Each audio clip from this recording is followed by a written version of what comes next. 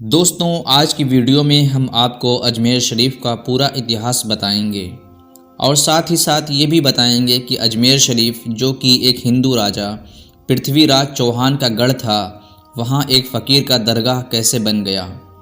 दोस्तों, अजमेर में इस वक्त एक मंदिर हुआ करता था जो अजमेर का सबसे बड़ा मंदिर था और वो सिर्फ राजा और रानियों के लिए ख़ास हुआ करता था।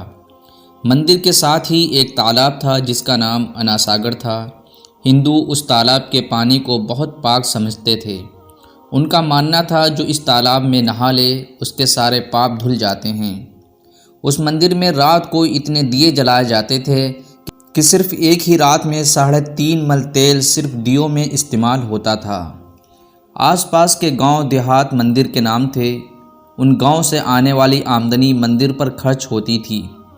मंदिर में हज़ारों नौकर थे जिनका काम आने वाले लोगों की सेवा और देख रेख करना हुआ करता था और वो बताया करते थे कौन सा भगवान बेटा बेटी देता है और कौन सा भगवान सेहत व तंदुरुस्ती देता है और किस मूर्ति की पूजा करने से दौलत बढ़ती है।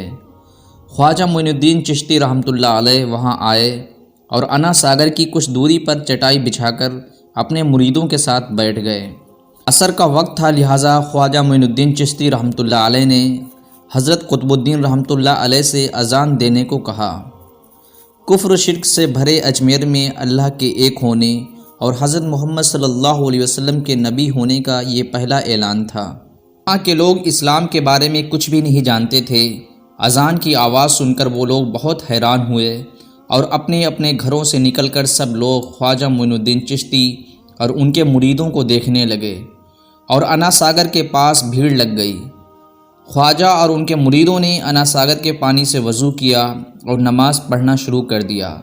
सब हिंदू हैरानी परेशानी से देख रहे थे और सोच रहे थे, सब भगवान तो मंदिर के अंदर हैं, तो ये लोग किस भगवान की इबादत कर रहे हैं और किसके सामने झुक रहे हैं। शाम हुई तो राजा साहब के ऊँट जो चरने गए थे वापस आना शुरू हो गए। इत्तिफाक की बात थी, जहाँ पर ख्वाजा साहब बैठे थे वो जगह राजा साहब के ऊँटों के बैठने की जगह थी। चरवाहों ने ख्वाजा से कहा, ओ बाबा साहब, यहाँ से उठिए, ये जगह राजा साहब के ऊँटों के बैठने की जगह है। ख्वाजा साहब ने कहा, इतना बड़ा मैदान पड़ा है, ऊँट तो कहीं भी बैठ सकते हैं, क्यों बेवजह हमें तंग करते हो। वो लोग नहीं माने और ज़िद करने लगे। आखिरकार ख्वाजा मोइनुद्दीन चिश्ती ने कुतुबुद्दीन रहमतुल्लाह अलैह से उठते हुए कहा कि चलो कुतुबुद्दीन, यहाँ से उठ जाओ, आज से यहाँ पर सिर्फ ऊँट ही बैठा करेंगे। ये कहकर ख्वाजा साहब अपने साथियों के साथ वहाँ से उठकर चले गए। अगली सुबह जब चरवाहे आए और उन्होंने ऊँटों को उठाना चाहा तो ऊँट अपनी जगह से खड़े ही नहीं हो पा रहे थे। उन्होंने मार मार कर ऊँटों को उठाना चाहा, लेकिन ऊँट बैठे ही रहे। आखिरकार उन्हें याद आया कि कल एक बाबा ने कहा था अब से ऊँट यहीं पर बैठा करेंगे। कोई कह रहा था कि फ़कीर एक बहुत ही पहुंचा हुआ जादूगर है, किसी का मानना था कि वो भगवान का अवतार है। आखिरकार बात राजा पृथ्वीराज चौहान तक जा पहुंची कि एक फ़कीर ने आपके ऊँटों पर जादू कर दिया है। राजा ने आपको खबर भेजी कि तुम कैसे फ़कीर हो, बेज़ुबानों को बांध रखा है, ये बेचारे भूखे प्यासे मर जाएंगे। ख्वाजा मोइनुद्दीन चिश्ती ने कहा, हम मुसलमान हैं, हम किसी को बद्दुआ नहीं देते। ऊँट जिसके कहने पर बैठे हैं उसी के हुक्म से खड़े हो जाएंगे। अब जो जाकर चरवाहों ने ऊँटों को उठाया तो ऊँट उठ खड़े हो गए। गैर मुस्लिमों की दिलचस्पी उन मुसाफिरों में बढ़ने लगी। अब 5 वक्त की अज़ान होती और नमाज अदा की जाती। आखिरकार ये बात राजा तक पहुँच गई कि मुसलमान 5 वक्त की अज़ान देते हैं और हमारे पवित्र तालाब के पानी को गंदा करते हैं और हमारे भगवान के ख़िलाफ़ बातें भी करते हैं और कहते हैं ये मूर्तियाँ पूजने के लायक नहीं हैं। राजा पृथ्वीराज चौहान ने फ़कीरों को बुलवाकर कहा, तुम लोग हमारे धर्म के ख़िलाफ़ बोलते हो और हमारे पवित्र तालाब को गंदा करते हो, जो हम कतई बर्दाश्त नहीं करेंगे। ख्वाजा मोइनुद्दीन चिश्ती रहमतुल्लाह अलैह ने कहा, और लोग भी तो तालाब से पानी पीते हैं, फिर हम पर आप रोक क्यों लगा रहे हैं। राजा ने कहा, क्योंकि तुम हमारे मज़हब के नहीं हो। ख्वाजा साहब ने कुतुबुद्दीन से कहा, शायद ये लोग आगे से हमें पानी ना भरने दें। अय कुतुबुद्दीन, तुम जाओ और तालाब से एक डोल पानी भर लाओ। जब कुतुबुद्दीन रहमतुल्लाह अलैह बख्तियार काकी तालाब पर पानी भरने गए तो लोगों ने मना कर दिया। फिर बाद में एक शर्त पर राज़ी हो गए कि तुम्हारा बदन तालाब के पानी को टच ना हो, इस तरह से तुम एक डोल पानी भर सकते हो। मेरे दोस्तों, जब कुतुबुद्दीन बख्तियार काकी रहमतुल्लाह अलैह उस तालाब से जैसे ही एक डोल पानी का भरा, अनासागर के तालाब का पूरा पानी सूख गया। ऐसा लगता था कि मानो जैसे अनासागर का सारा पानी उस एक डोल में समा गया हो।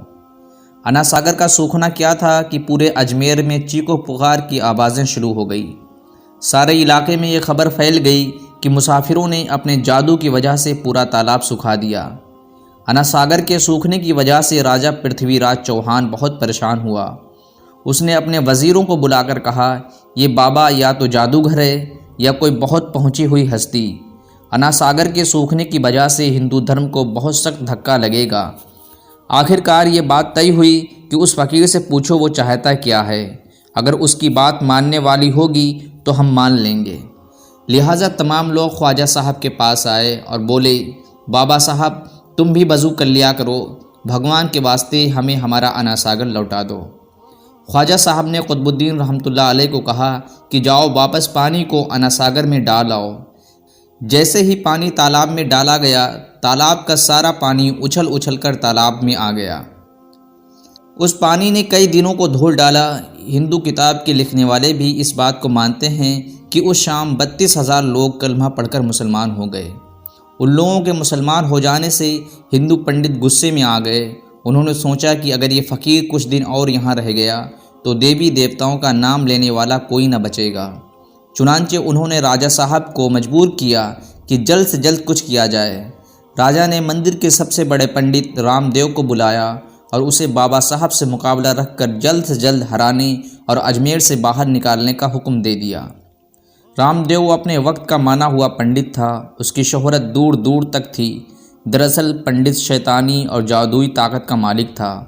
उसने पृथ्वीराज चौहान को यकीन दिलाया कि जल्द ही बाबा अजमेर से बाहर होगा। रामदेव ख्वाजा के पास आया और उल्टे सीधे सवालात करने लगा।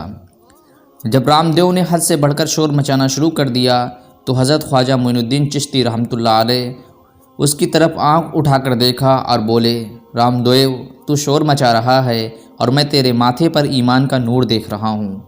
न जाने क्या करिश्मा हुआ, देखते ही देखते रामदेव बाबा साहब के कदमों में गिरा और कहने लगा, ए बाबा साहब, जिस धर्म को आप मानते हो मुझे भी उसमें शामिल कर लो। जो लोग मुकाबला देखने आए थे सब हैरान और परेशान हुए। इतिहास की किताबें भरी पड़ी हैं कि ख्वाजा गरीब नवाज़ वो इकलौते बुज़ुर्ग हैं जिन्होंने 90 लाख गैर मुस्लिमों को मुसलमान किया। सुबहान अल्लाह।